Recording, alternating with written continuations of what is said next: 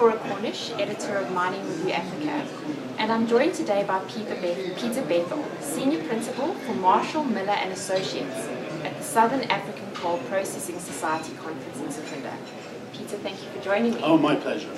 Peter, let's start by talking about how the coal landscape has changed in the United States following Donald Trump as president, being appointed as president. Yes, I guess in the US, the coking coal industry over the last 6 months or so has seen a marked improvement, not so much because of Donald Trump, but because of the global coking coal market. But on the thermal market, many of the regulations that President Obama passed, which were anti-coal, which were very, very punitive in terms of environmental constraints on the mines and the power plants, are being reversed, and we're beginning to see improvements in the economy in the coal-producing states like West Virginia and Kentucky, which are seeing increases in production, which have been very beneficial. Okay. And Peter, tell me how you feel the South African coal industry compares to the coal sector in other regions across the world. I think the South African, I always enjoy coming to the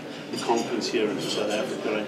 Obviously the big driver in the South African coal industry is the export market and Eskom. If you look at the US, the market has been really, really devastated by increase in natural gas production, which you don't see that's a problem in South Africa, and also with the environmental constraints. You tend to have far more young, dynamic engineers coming into the industry than we do. The industry in the US has declined to the levels it hasn't seen since the 1990s.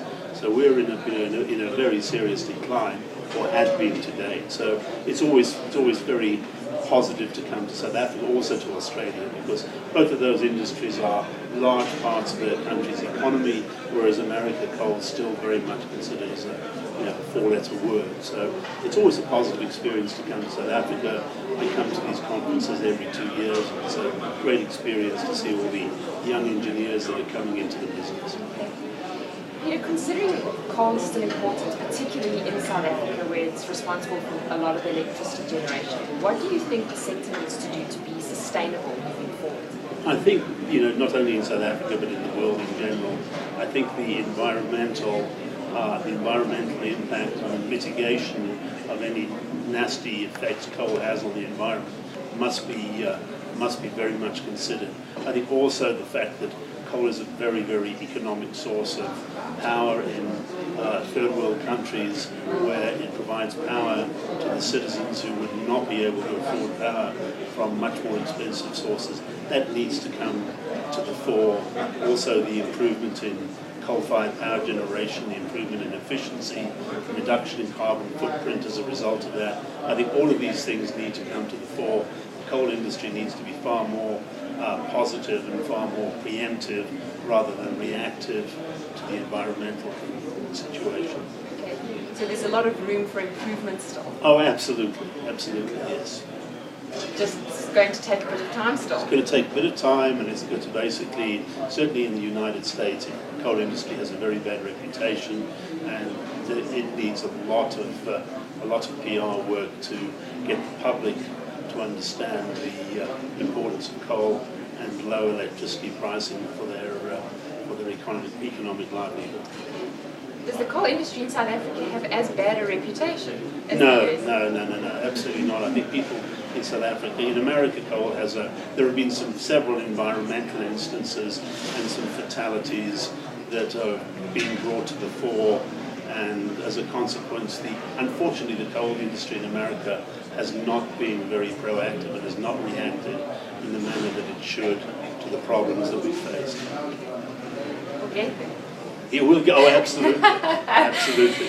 Peter, lastly, tell me why you feel it is important to attend the SACPS conference. Well, firstly, I find there's a lot of very interesting information, new technology that's been developed and applied in South Africa.